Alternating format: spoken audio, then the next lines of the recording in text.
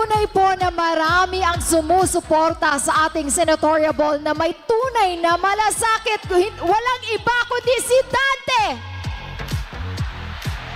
Wait lang, humina. Walang iba kundi si Dante. At isa na po yan ang isa sa pinakamalalakas na pangalan sa mundo ng politika. Isang leader na hinahangaan sa kanyang tapang at serbisyo. Mga kababayan, panoorin po natin ang kanyang mensahe ng suporta mula kay Vice President Sara Duterte. Philippine Arena, let's all watch this!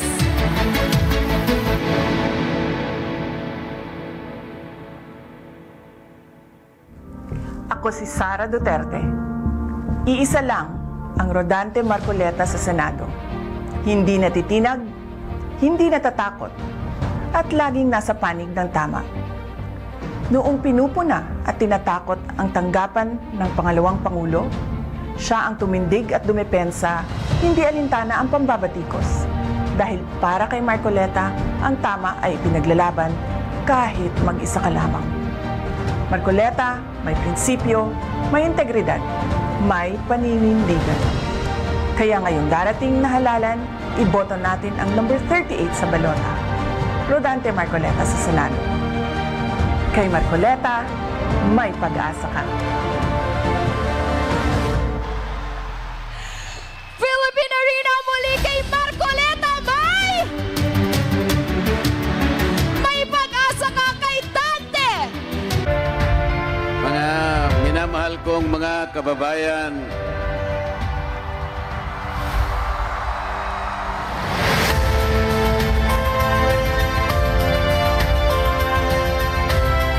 walang sapat na salita ang pwede kong bigkasin upang ihatid ko sa inyo ang taus-pusong pagtanaw ng utang na loob sa inyong pagpapaunlak upang dumalo sa pagtitipong ito. Sa makasaysayang pagtitipong ito na alam ko pong hinintay ninyong lahat. Ito po ang meeting de avance ni Marcoleta.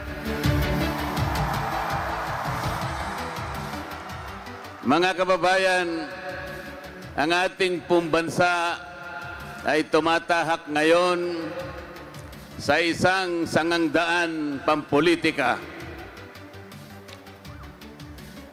Ang ating pong rule of law at ang due process of law ay nakokompromiso na at hindi na po umiiral sa maraming pagkakataon. Marahil naaalala pa ninyo sa umpisa ng taong ito, halos 4 na buwan nang nakararaan, isang malaking bahagi ng ating sambayanan ang gumawa ng isang tahimik na pagkilos upang hilingin sa ating mga namiminuno na hanapin natin ang pagkakaisa at ang kapayapaan sa ating bansa. Ang malaking bahagi ng pagkilos na yon ay nagpahayag ng kanilang saloobin na napakalaki ng problemang hinaharap ng ating bansa. At ipinakiusap nila, isanatinig ang adhikain ng maraming Pilipino na huwag na sanang ituloy ang impeachment sapagkat ito ay magbubunga lamang ng pagkahabahagi ng ating mga mamamayan at ng ating mga pinuno. Nakakalungkot po sapagkat halos 1 buwan lang pagkatapos ng paghiling na yon, pagkatapos ng pagkilos na yon, Ang House of Representatives mismo ang namuno upang i-impeach ang Vice President. Sa makatwid, mga kababayan, hindi po nila pinakinggan, hindi po nila binigyan ng pansin o paggalang ang maramihang pagkilos na yon, ang humihiling ng kapayapaan at pagkakaisa. Kaya po ang nagiging bunga ngayon, mga kababayan, lalo pong lumubha ang pagkakabaha-bahagi ng ating mga mamamayan. Hindi lamang po yun, lalong lumubha ang pangkabuhayan ng ating bansa. Sa marami pong lugar na aking pinuntahan, halos lahat po ay nagsasabi na napakahirap ng kanilang kalagayan. Totoo po yun sapagkat sa ngayon, ang presyo ng pangunahing bilihin, lalong-lalo na po ang pagkain, ay hindi na halos maabot ng kinikita ng pangkaraniwang manggagawa. Ang totoo po, sa survey na lumabas noong nakaraang buwan, ang nagsasabi na 27% ng ating mga mamamayan ngayon ang nakakaranas ng gutom. Kung tawagin po nila ay involuntary hunger. Ibig sabihin po niyan, kahit gusto nilang kumain, wala silang makain. 27%. Masyadong mataas po ang bilang na yon. Ang ibig sabihin noon, halos 38 million Pilipinos ang nakakaramdam ng gutom. Ito po dapat ang bigyang diin. Ito po dapat ang unahin ng ating pamahalaan. Ngunit ang nangyari po, dahil nga sa pagkakawatak-watak natin, napakahirap ngayon ng kalagayan ng ating bansa. Ang ating pong national debt ngayon ay umabot na ng 16 na trilyong piso. Napakahirap pong kalagayan yan para sa isang bansang katulad ng Pilipinas. Nagahari pa rin ang corruption ngayon dahil nga po sa hindi pag-iral sa maraming pagkakataon ng rule of law at ng due process. Paano natin mapapalakas po ngayon yung ating law enforcement? Paano po ngayon yung monitoring? Paano po ngayon yung oversight function na sana'y nababantayan ang pagpapatupad ng maraming batas sa ating bansa? Wala na po. Halos 30% po ng pera ng kabangbayan ang pumupunta sa bulsa ng iilan.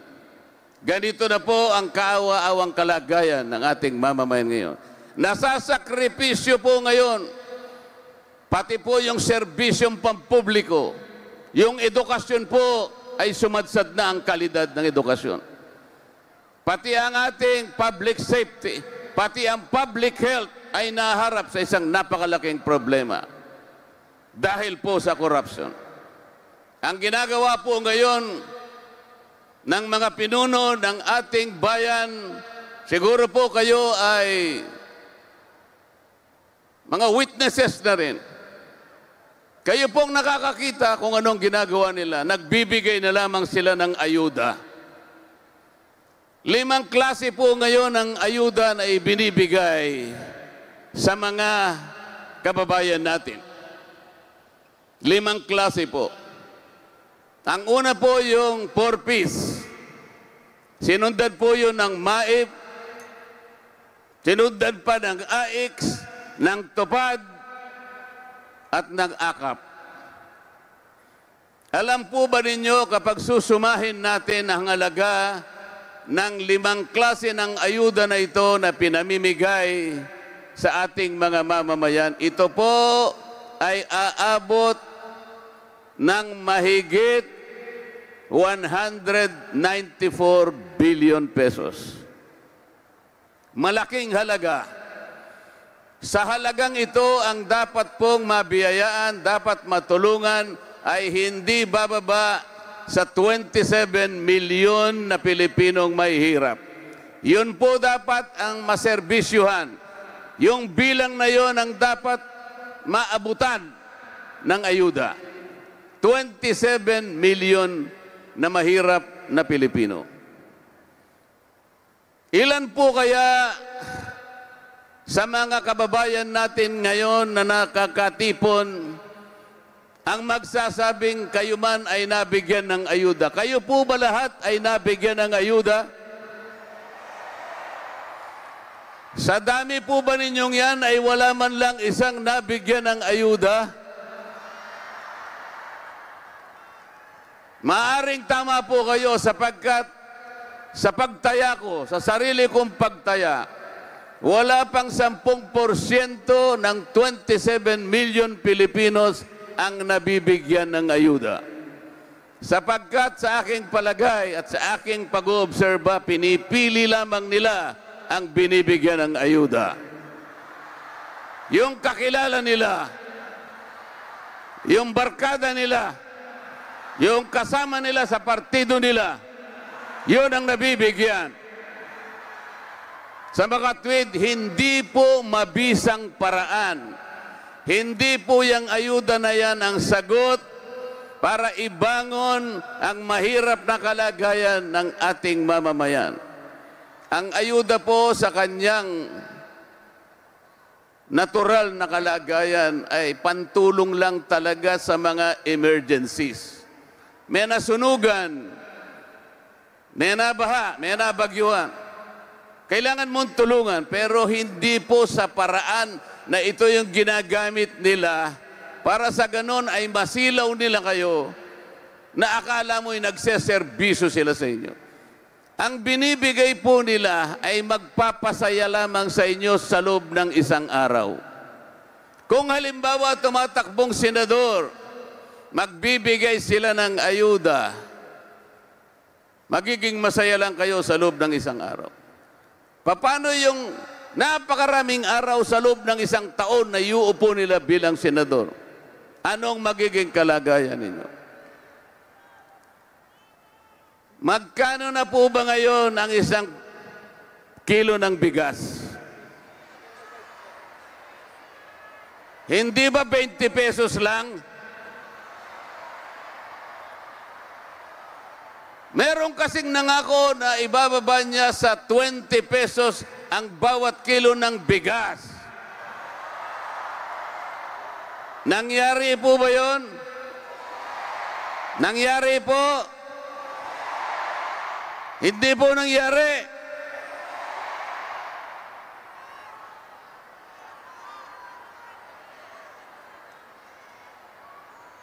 Magkano po ba ang presyo ng kuryente?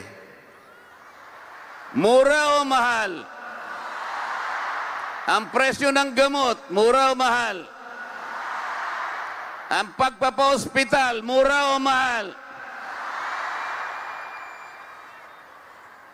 Alam po ninyo, yun po yung pinoproblema ko nung ako po'y kapapasok lang sa House of Representatives. Iniisip ko na po, binasa ko na po yung batas sa kuryente. Ang nakalagay po doon na pangunahing layunin, ibigay mo ang serbisyo ng kuryente sa lahat ng mamamayang Pilipino sa murang halaga. Yun po yung nakasulat. Yun po yung nakasulat sa batas. Bakit po pagkatapos ng 24 na taon, yung kabaligtaran po ang nangyari? Ang singil ng kuryente sa ating bansa ngayon ang pinakamataas sa buong Asya. Bakit ganun po ang nangyari? Dahil wala pong nagbabantay sa pagpapatupad ng mga batas. Mga batas na sana'y nakapagbigay ng benepisyo sa inyong lahat. Ganito na lamang po ang gawin natin. Alam ko po na ako ay mananalo bilang isang senador.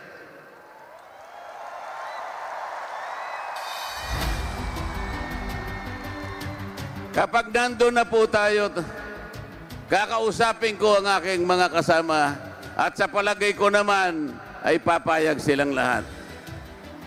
Kung hindi sila papayag, ay tatanungin ko sila, kung hindi kayo papayag, o kayong mag-isip ng mas mabuti sa aking panukala. Kung wala kayong maisip na mas mabuti sa aking gagawin, huwag na kayong makipagdebate at wala naman kayong ilalaban.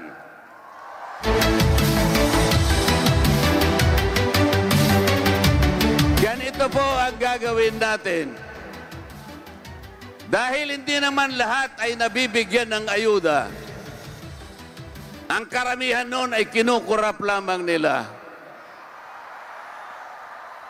Ang gagawin po natin, lahat po ng pamilya na kumukonsumo ng 2,000 na kuryente pababa, ililibre na po natin yon.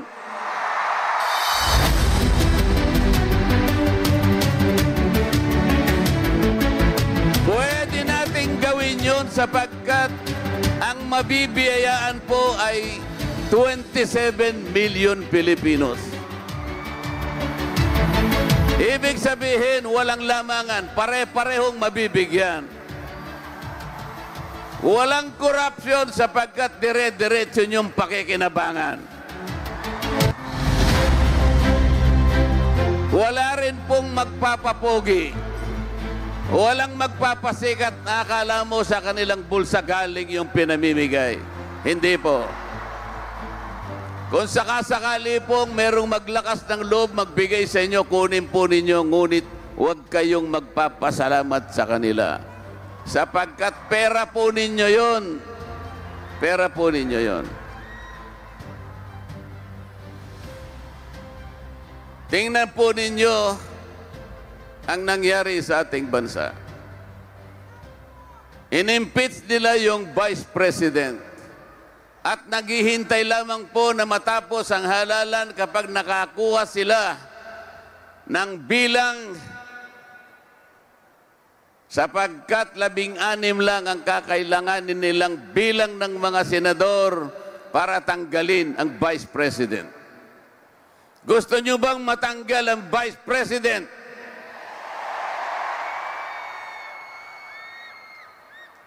Ako rin po, ayaw kong matanggal ang Vice President. Bisita po natin ngayong gabi si Ms. Hanilet Abansenia. Bisita rin po natin ngayong gabi si Ms. Veronica Kitty Duterte.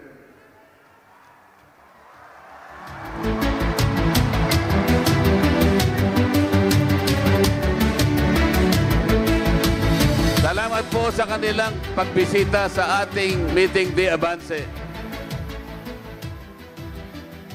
Hindi po tama ang gagawin nilang pagtanggal sa Vice President. Sapagkat ang ginawa po nila na proseso ay mali. Kailangan pong malaman ninyo ito. Para tanggalin ang Vice President, kailangan po makakita kayo ng ebidensya na magagamit natin na isinasaad na saligang batas. Ang ginawa po nila ay sinuri po nila yung tinatawag na confidential funds ng opisina ng Vice President. Sinabi ko na po sa kanila, hindi ganito ang paraan. Unang-una, ang House of Representatives po ay hindi Commission on Audit. Hindi po kami auditor. Wala po kaming mandato, wala po kaming otoridad na kami ang magsuri ng pagkakagasta ng budget ng isang ahensya ng gobyerno. Isa lamang po na opisina ang itinalaga ng saligang batas na magsuri, mag-audit ng pagkakagasta ng pera ng bayan. Ito po yung Commission on Audit. Mali po ang ginawa ng House of Representatives. Hindi po kami auditor. Pangalawa, bakit po sa dinami-dami ng mga opisina ng pamahalaan na merong confidential funds, mahigit pong 400 opisina ang binigyan ng confidential funds. At sila din ay sinusuri ng Commission on Audit. Bakit isa lamang po na opisina ang kanilang tinarget? Ito po ang opisina ng Vice President. Dahil po sa pamumulitika. Dahil po sa pamumulitika. Tingnan po ninyo yung proseso namin sa House of Representatives. Ang impeachment po ay dinadala sa Committee on Justice. Doon po sinusuri, doon po pinagdidibatihan ang ebidensyang ihaharap kung ang subject po ng complaint ay may impeach o hindi. Ang ginawa po nila ay isang komite, Committee on Good Government, na ang tungkulin ay inquiry in aid of legislation. Hindi po pwedeng pagsamahin yung dalawang yon. Doon pa lamang nakikita na po ninyo ang napakalaking pagkakamali. Ang proseso ay hindi na po nasusunod. Pagkatapos noon, nakita ninyo, bigla nilang hinuli ang dating Pangulo ng Pilipinas. Dinukot nila at ngayon ay inilipad. Nandun na po siya sa kabilang panig ng daigdig.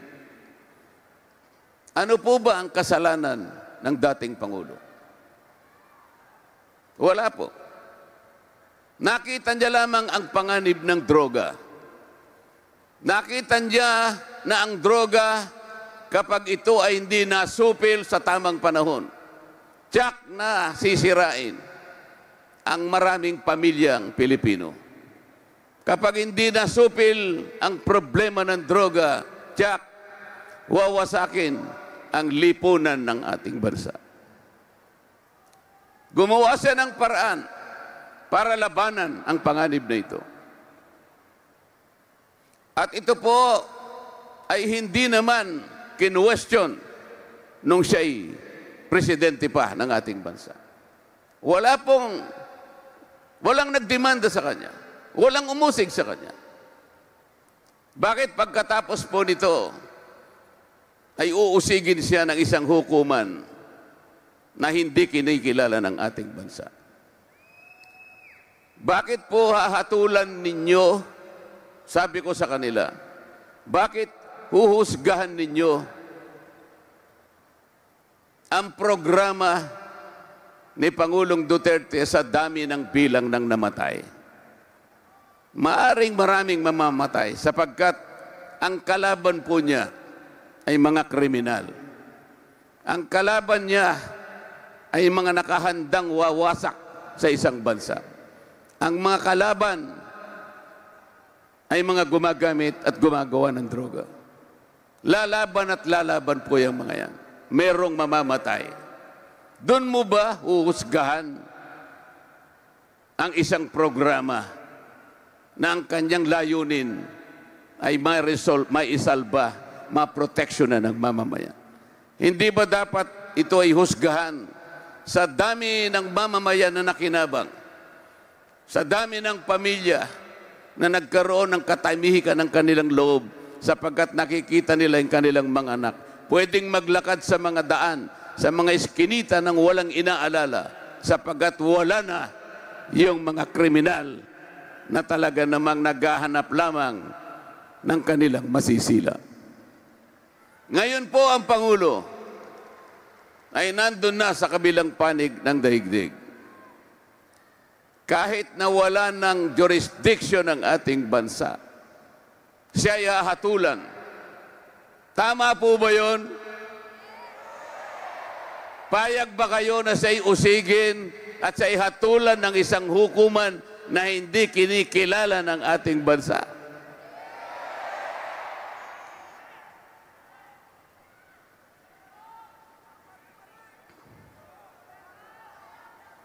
Pero magtanong po kayo sa mga senador na kumakandidato ngayon. Yung mga senador na nasa kabilang team. Nasubukan nyo na bang tinanong sila kung anong masasabi nila sa nangyayari sa ating bansa ngayon? Sinubukan nyo na bang tanungin sila kung sila'y payag sa pagkaka-impeach ng Vice President? Hindi po sila kikibo. Nasubukan nyo na ba silang tanungin kung anong masasabi nila sa pagkakahuli at pagkakadetine sa dating Pangulo? Hindi sila kikibo. Sapagkat wala silang sasabihin sa inyo. Para sa kanila ay parang walang nangyari.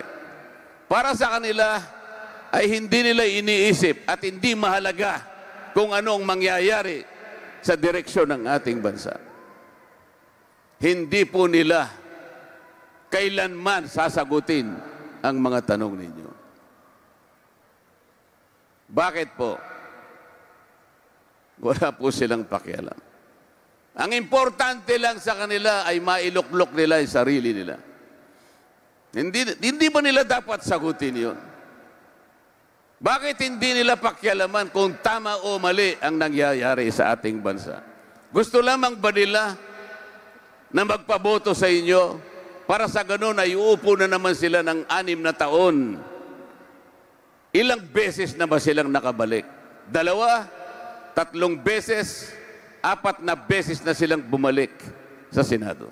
Bakit ganito pa rin ang kalagayan ng ating bansa? Kailangan po gamitin natin ang ating kapangyarihan. Sa marami pong lugar na pinupuntahan ko, malimit kong sabihin sa kanila, nasa inyong mga kamay ang kapangyarihang pumili ng susunod na mga senador na magsisilbi sa inyo. Kasi po yung kapangyarihan ay bibigay ninyo sa kanila. Ay meron silang kakayahan para baguhin ang inyong kalagayan. Kung gusto nilang gawin at kung kaya nilang gawin, yun po ang problema. Kailangan po ninyong pakaisipin. Halimbawa po,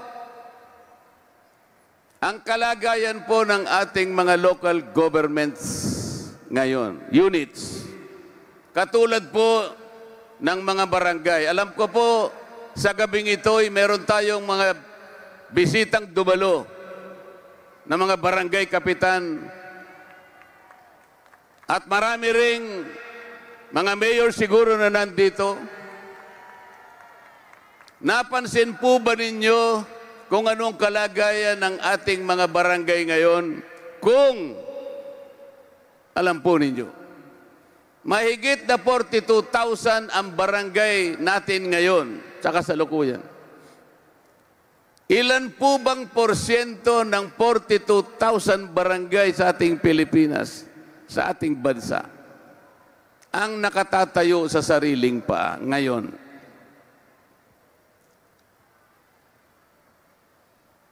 Lalong-lalo na po yung mga barangay na nasa 4th class and 5th class municipalities. Ilan po bang barangay out of 42,000 and more barangays ang nakatitindig sa sariling paa? 2% lamang po. Ibig sabihin po, 98% ng mga barangay natin gumagapang. Ganyan po ang kalagayan ngayon. Kaya po ako gumawa ng panukalang batas sana. Inisip ko na kailangan ding tulungan ang mga barangay, lalo na po yung maliliit, dahil sa kakulangan ng pondo. 67% po ng mga barangay sa buong Pilipinas, ang budget po ninyo ay 3 milyon pababa. Tama o hindi? Sa 3 milyon na budget sa loob ng isang taon, paano po mabubuhay ang barangay? Kasi po nakadepende lang kayo sa IRA. Doon sana sa aking panukalang batas, inisip ko na makakalap tayo, makakuha tayo ng maraming pondo na panggasta ng maraming barangay. Ang problema po, hindi ko man lang nakuhang itaguyod ang panukalang batas sapagkat wala po silang gustong ibigay na panahon sa mga panukalang batas na magaganda at makakapagsilbi sa inyo. Ang binibigyan po nila ng pagkakataon, ang binibigyan nila ng maraming resources, halos araw-araw nakakapag-meeting, nakakapag-hearing ay yung Quadcom. Puro Quadcom na lang po ang kanilang binigyan ng pagkakataon. Ganun po naging malungkot ang kalagayan ko itong mga huling panahon ng pagsisilbi ko sa House of Representatives. Lahat po ng gusto kong gawin, hindi ko magawa. Sapagkat ang gusto nilang gawin ay puro pamumulitika lang. Yung i-impeach ang Vice President at usigin ang dating Pangulo. Yung pong mga nakatakdang panukalang batas na magaganda sana at magagamit natin, hindi nila ko binibigyan ng pagkakataong maisulong lahat yung yun. Lalong-lalo na po ang tungkol sa pagbababa ng presyo at singil ng kuryente. Mga kababayan,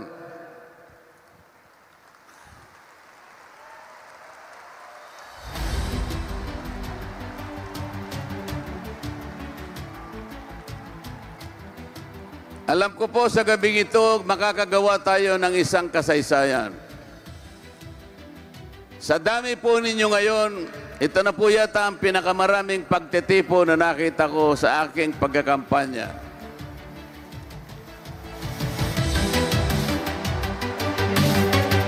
Wala po akong may bibigay na aik sa inyo. Wala po akong akap na dala para sa inyo. Wala pong tupad na may bibigay sa inyo. Makikiusap sana po ako sa inyo na uutangin ko muna sa inyo sapagkat hindi kagaya ng mga ibang kumakandidato, marami po silang ibibigay sa inyong ganyan. Ako po, ang gagawin ko ay mangungutang na lang muna ako sa inyo. Ngunit, babayaran ko po sa inyo ng tapat na paglilingkod.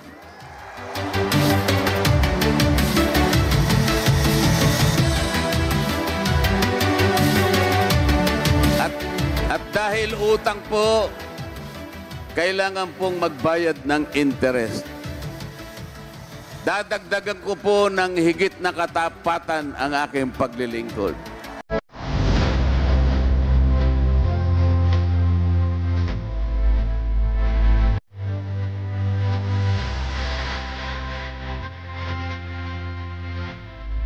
Makikiusap lamang po ako sa inyo. Sana po pakapiliin po ninyo ang iboboto ninyong senador. Bakit ko po ine-emphasize ito? Ang senador po ay merong kapangyarihan na baguhin ang ating buhay. Kailangan lang gamitin nila. Kailangan lang alam nila kung anong kanilang gagawin. Huwag kayong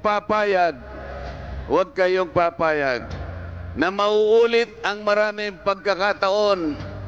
Marami na po kayong naiboto sa kanila. Paulit-ulit na lang. Ngunit, ang problema po ng ating bansa ay hindi nare-resolve. Kaya ako po'y nakikiusap. At alam ko pong ako'y pagbibigyan ninyo sapagkat kayo po ang mga witnesses ko ngayong gabi. Pumunta kayo ngayong gabi para ipakita ninyo at ipadama sa akin ang suporta para ako ay makarating sa Senado.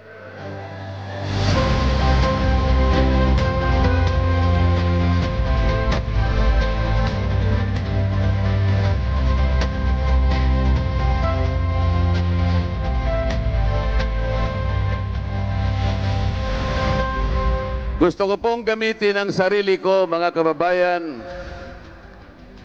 pandagdag sa kalidad ng ating Senado sa ngayon. Sapagkat, alam naman po ninyo kung ano ang kalidad ng ating Senado ngayon. Iba-iba po ang sangkap. Kumbaga sa niluto, mga kababayan, pinagsama-sama po ninyong lahat. Ang sangkap, magkakaiba, magkakaibang sahog. Kayo po ang nagluto sa kanila. Pagkatapos niyong mailuto ngayon, nagtataka yung ating mga kababayan, ano pong klaseng luto itong nailuto natin, na kung tawagin natin ay Senado. Kasi po kung nagluluto kayo ng kahit anong ulam, alam po ninyo kung anong pipiliin yung sahog. Kung gusto niyo magluto ng paksiw, alam po ninyo ang sahog na gagamitin ninyo. Kahit anong putahe ang iluto ninyo, alam ninyo kung anong gagamitin ninyong sangkap. Ngunit sa Senado po ngayon, magkakaiba po yung sangkap, magkakaiba ang sahog, niluto po natin sabay-sabay. Walang pangalan, ang pangalan niya ay Senado, lutong Senado. Sabi po nung anak ninyo, nung ihain na po ninyo sa hapag yung inyong niluto, nagtataka po yung mga anak ninyo. Nagtatanong po siya, ano po ba itong inihahain nyo sa amin? Hindi po namin kilala. Sasabihin pa po niya sa mga anak ninyo, mga anak, wag nyo nang itanong kung ano yung luto na yan. Basta pilitin ninyong kainin. Masarap po bang kainin ang isang bagay na niluto na hindi natin alam kung ano ang pangalan? Pero niluto po natin. Nandyan na po Magluluto na naman tayo ngayon. Sa Mayo 12, may idadagdag na naman po tayo. Kailangan po maglagay kayo. Maglagay po kayo ng inyong mapagtitiwalaan. Kahit yung niluto ay hindi natin alam kung anong pangalan sapagkat magkakahalo at sapilit ang nailuto. Meron pa rin kayong mailalagay katulad ni Dante Marcoleta.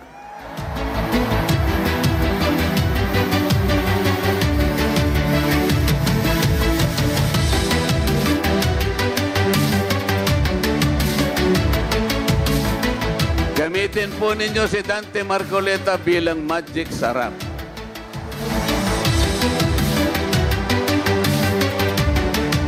Kasi po, kahit hindi natin mapigura, kahit hindi po natin alam kung anong pangalan ng niluto, basta nilagyan ng magic sarap, magkakaroon po ng lasa. Tama po.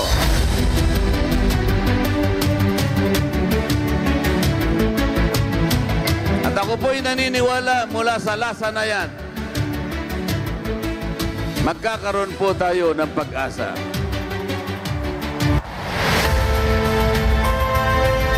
Salamat po sa inyong pagtitiwala.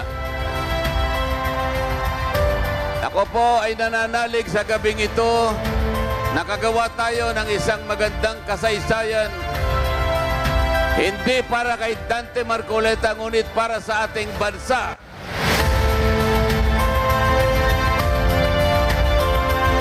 Marami po tayong itutuwid na pagkakamali.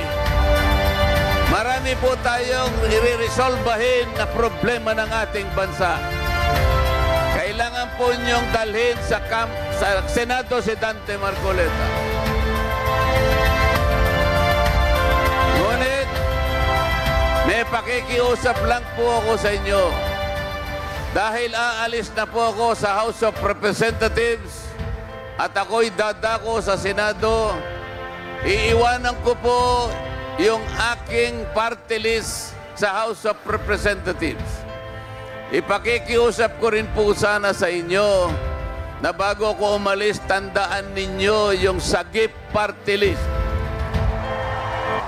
Number 65 sa balota. Kakailanganin ko rin po ang tulong nila sa baba para kung nasa taas na po ako, lalo po akong makapaglilingkod sa sambayanang Pilipino. Dante Marcoleta po, number 38 sa balota. Madali pong tandaan. Kalibre 38. Si Senador pa to, number 22 lang. Kalibre 22. Paltik lang yun. Dante Marcoleta po. Kalibre 38. Maraming salamat po sa inyo lahat. Maraming salamat.